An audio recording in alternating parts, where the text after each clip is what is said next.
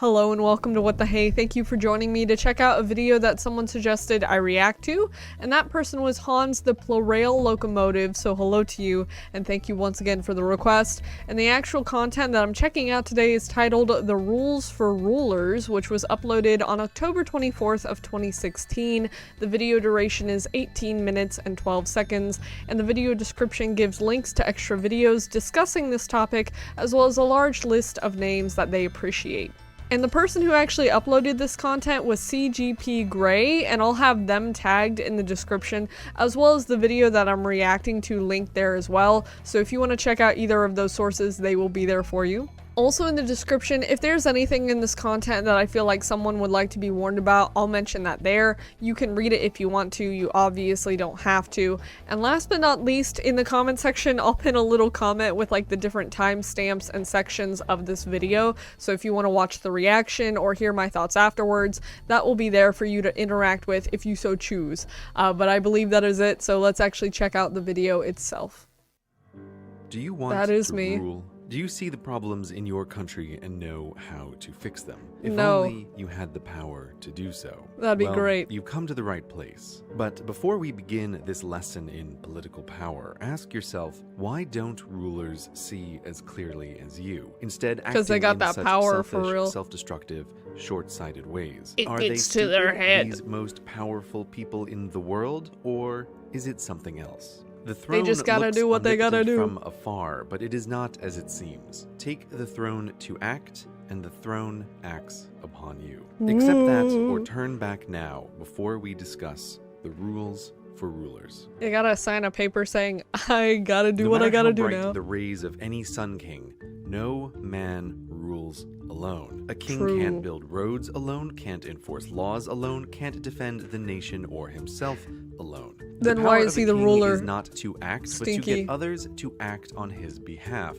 That's using true. the treasure in his vaults. Is A that king needs Bitcoin? an army and someone to run it, treasure and someone to collect it, law and someone to enforce it. I like the his individuals mustache. needed to make the necessary things happen are the king's keys to power. All the changes you wish to make are that but Lego thoughts in your City? No. head if the keys will not follow your commands. In a dictatorship where might makes right, the number of keys to power is small, perhaps Yes. only a dozen generals, bureaucrats, and regional leaders. Sway trust them to people. your side and the power to rule is yours, but never Huzzah. forget, displease them and they will replace you. And Now, you all DI. countries lie on a spectrum, from those where the ruler needs few key supporters to those where the ruler needs many. This foundation of power is why countries are different, yet many keys or few, the rules are the same. First, get the key supporters on your side. With them, you have the power to act. You have everything. Without them, you have nothing. Now, in Emotional order and to keep financial those keys to manipulation. power, you must, second, control the treasure. You must make sure your treasure is Money. raised and distributed Yes. to you for all your hard work and to the keys needed to keep your position. Keep This them is happy, your true for real. work as a ruler, figuring out how best to raise and distribute resources so as not to topple the house of cards upon which your throne sits. Or Now, just you, do that and see aspiring what happens. benevolent dictator may want to help your citizens, but your control of the treasure is what attracts rivals. So you must keep those keys loyal. But there's only so much treasure in your vaults, so much Why wealth your Bitcoin, kingdom by the way? produces. So beware.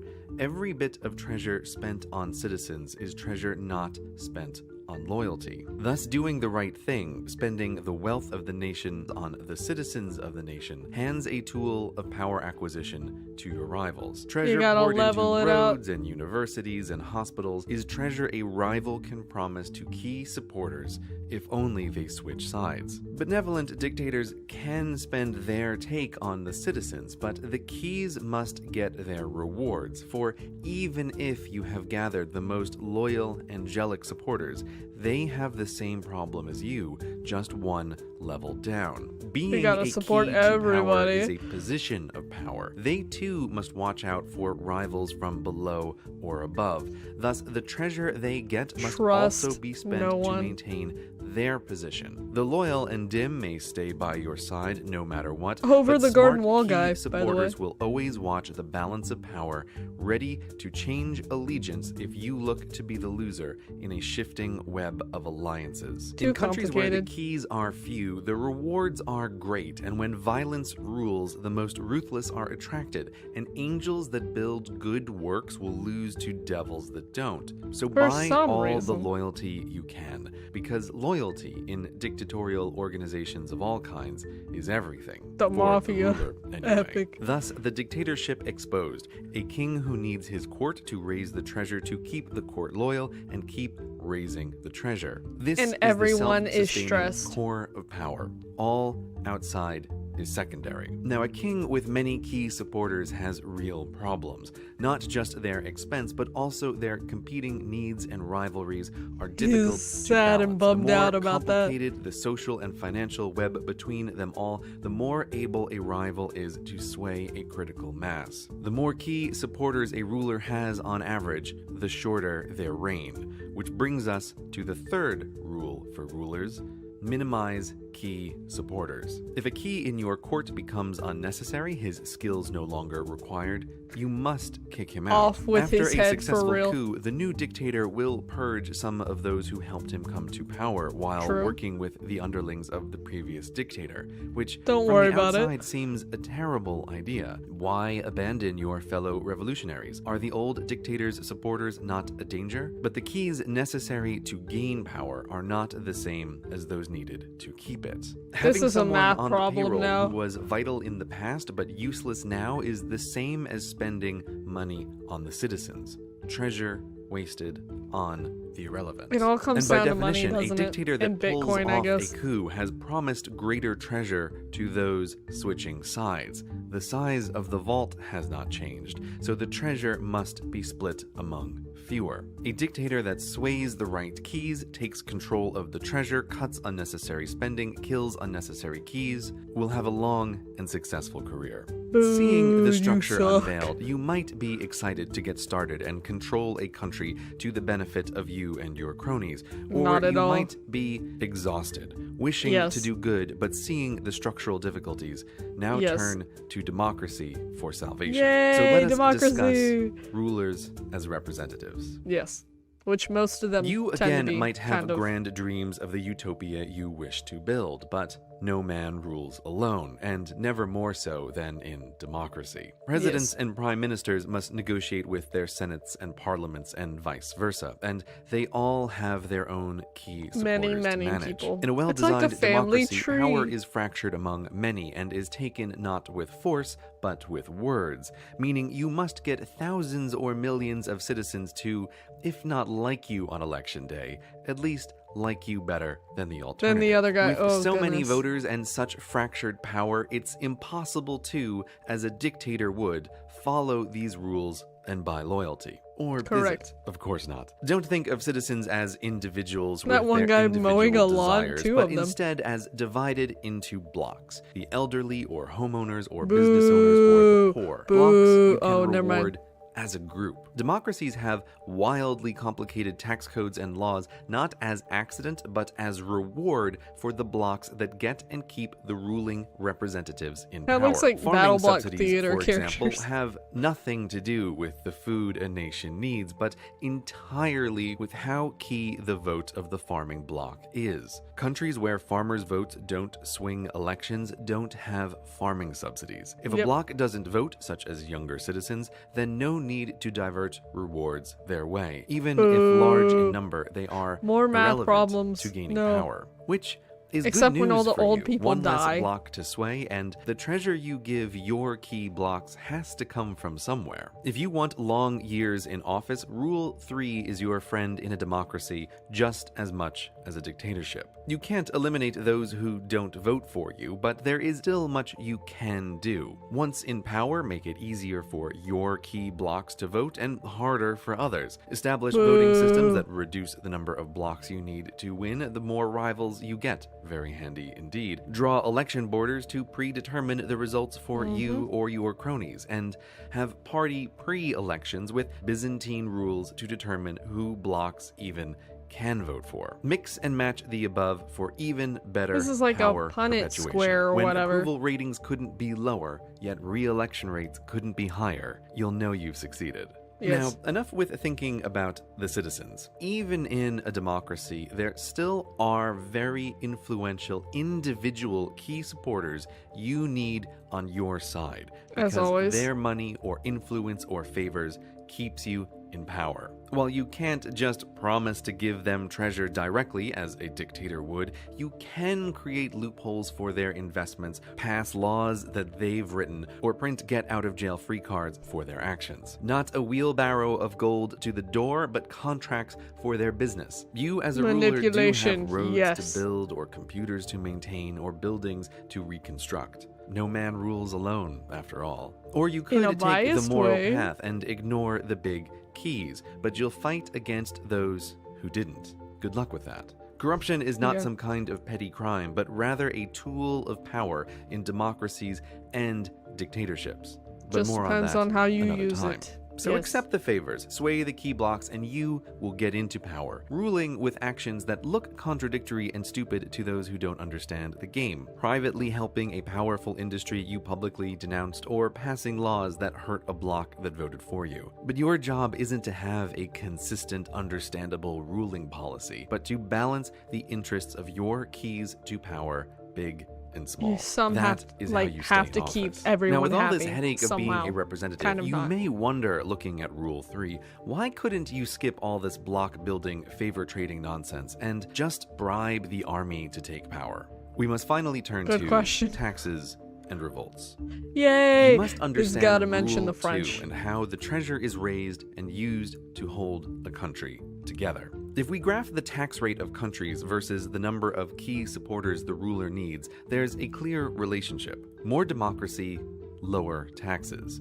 If you're sitting comfortably in a cushy democracy, you may scoff at this, but your fellow citizens who don't earn enough don't pay income taxes and get rebates, bringing the average tax rate down. In dictatorships, this doesn't happen. Yep. Dictatorships often forego R.I.P. tax paperwork in favor of just taking wealth directly. It's common for the dictator to force farmers to sell their produce to him for Give me little, your then turn bananas. around and sell it on the open market, pocketing the difference at an unthinkably high equivalent tax rate. So taxes in democracies are low in comparison to dictatorships. But why do representatives lower their take? Well, cutting taxes is a crowd pleaser. Makes people Dictators happy, have yes. no need to please the crowds, and thus can take a large percentage from their poor citizens to pay key supporters. But representatives in a democracy can take a smaller percentage from each to pay their key supporters, because their educated, freer citizens are more productive than peasants. For rulers That's in an a interesting democracy, way to look the at more it. productivity, the better, which is why they build universities and hospitals and roads But and now grant freedoms, people don't not get just out paid. of the goodness of their hearts, but because it increases citizen productiveness. No one's which doing that now, though. increases Ooh. treasure for the ruler and their key supporters, even when a lower percentage is taken. Late Democracies stage are better capitalism. places to Let's live go. than dictatorships, not because representatives are better people, but because their needs happen to be aligned with a large portion of the population. The things that make citizens more productive also make their lives better. Representatives want everyone productive, so everyone gets highways. The worst dictators are those whose incentives are aligned with the fewest citizens, those who have the fewest keys to power. This explains why the worst dictatorships have something in common: gold or oil or diamonds or similar. Something If the wealth of people a need. nation is mostly dug out of the ground, it's a terrible place to live, because a gold mine can run with dying slaves and still produce Me when great playing treasure. Minecraft. Oil is harder, but luckily foreign companies can extract and refine it without any citizen involvement. With citizens outside this cycle, they can be ignored while the ruler is rewarded and the keys to power kept loyal. Thus, we live in a world where the best, smartest democracies are stable, the worst, richest dictatorships are stable, and in between is a valley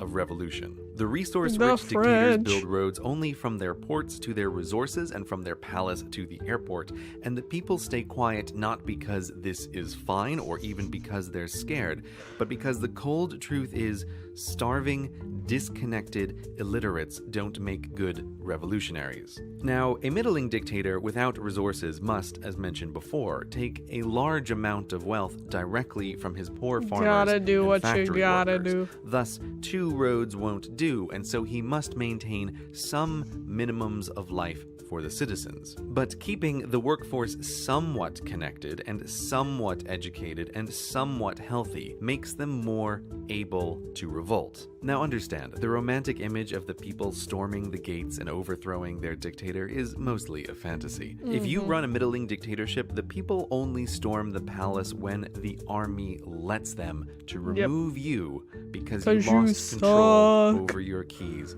and are being replaced. This is why after popular revolts in middling dictatorships, the new ruler is often the same as the old, if not worse. The people didn't replace the king, the court replaced the king, using the people's protest they let happen to do it. The very things a benevolent dictator wants to build to cross this valley take treasure away from the keys to power and make the citizens more able to revolt, often ending in a stronger ruler, less likely to build bridges and more loyal to his keys. And on no the other one's side, happy. the best democracies are stable, not just because the large number of keys and their competing desires makes dictatorial revolt near impossible to organize, but also because the revolt would destroy the very wealth it intended to capture, the high productivity of the citizens. Plus, those helping the would-be dictator in a democracy know he plans to cull key supporters once in power. That's what a coup is. So potential key supporters must weigh the probability of surviving the cull and getting the rewards versus the risk of being on the outside of a dictatorship they helped create. Will I die or will I get money? That's a terrible gamble. Maybe you'll be incredibly wealthy, but probably you'll be dead and have made the lives of everyone you know worse. The math That's an says impact, though. being on the right side of a coup in a dictatorship means having the resources to get you and your family what the peasants lack: healthcare, education, quality of life. This is what makes the competition for power so fierce. But in a democracy, most already have these things, so why risk it? So the more the wealth of a nation comes from the productive citizens of the nation, the more the power gets spread out and the more the ruler must maintain the quality of life for those citizens.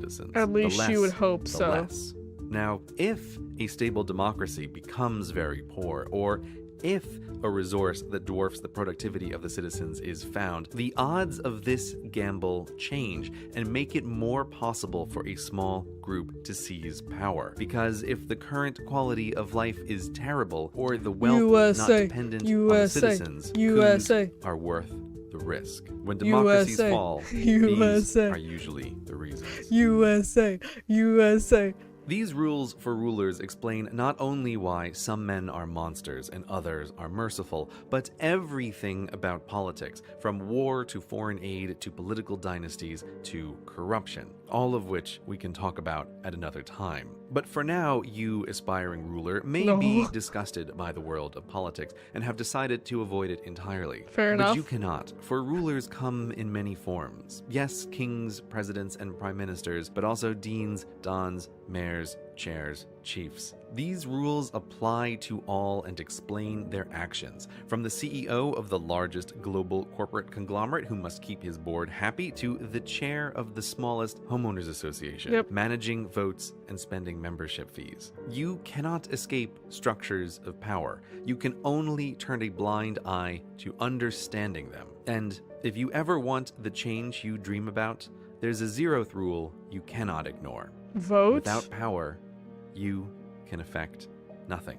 You may not like these rules, but surely better you on the throne than someone else. Oh, and who knows? That's a way to look at it. You'll be different. Oh, snap, that fade transition. That's fantastic. I like that. Fancy schmancy. Very deep. I think the highest role I've ever held in anything was being like a vice president for like a National Honor Society in my high school. That's about it. Politics, war, money, really all of that kind of stuff is not my thing because of the tense and like insane discussions it can bring up like that. The tough thing is that there have to be people to fill leadership positions, otherwise everything is just chaos and no one knows what's going on. So unfortunately, democracy and all that kind of stuff has to be in place, so stuff does get done, it seems like a bunch of chaos in general. I do kind of like the fact that this video brought up visual examples of different types of government and leaders without explicitly stating it. Like there was the one part with the like Viva la Revolution with like the French and everything, because that's what I was expecting. Like when I think of like coups and people overthrowing the government, I immediately think of the French because they always do it the best. And then with the whole democracy thing, with living in the US, we see that like daily, especially with like elections and voting stuff coming up. That looks like a whole mess right now, so it is kind of spooky. But then you do see examples in this video of like the candidates and everything saying things to get people on their side to hopefully vote for them. So literally right now, I'm seeing this stuff happen with voting and elections and all the craziness. Even though the whole economy and the whole government is crazy already, it's getting crazier, and most of what we can do is watch, which is unfortunate. But I do really like how this video kind of explained how you could go into different positions, whether you do want to go into dictatorship or democracy, like showing how you would actually have to keep certain people happy in order to have that leadership position, because usually you would hope you would go for a position that like benefits people, but then you also have to pay other people to benefit you, and it all trickles down, and you try to keep everyone happy, but that never usually happens. So it's hard to decide what to actually do. So that's at least in my case why I could never be in a super top tier leadership position, because there's so much riding on that. Like I do not want to ever be a president. That is scary. In regard to the quality of the video rather than the content itself, I really liked all of the visuals. Everything that was spoken was very clear, and it wasn't super fast, so although sometimes things were a little confusing to understand, I kind of kept up with it for the most part. All of the little stick figure characters were really cute. I like how they chose to have different hats symbolize different types of people, whether that was like the farmers or the famous like CEO businessmen that looked like the Pringles mascot with like the top hat and the mustache. I liked all that. So visually it was very appealing. I liked how sometimes they did the hierarchy, like little tree thing to show who was on the top versus who was on the bottom. So it was easy to understand visually, and I could hear everything. So that was good. And I don't believe that I've seen anything from CGP Grey before, and I feel like it would be really cool because like I want to teach like history and social studies classes to use stuff like that in my classes, because it was entertaining kind of comedically, but also you could take it in a literal sense, and it wasn't super complicated in terms of all the words and terminology that were used. So like students and stuff who are learning about this kind of thing can fairly easily understand it to a degree. I mean, if I had to choose a side between like the democratic or like the dictatorship stuff, I would prefer democratic because hopefully you can help more people with that, but once again it's so complicated, so I hope someone else other than me does it. But that's essentially the reaction, and once again the link for the video I just checked out is in the description, as well as the channel will be tagged in the description, so if you want to check out either of those sources, they will be there. But I believe that is it, so thank you very much for watching. Bye.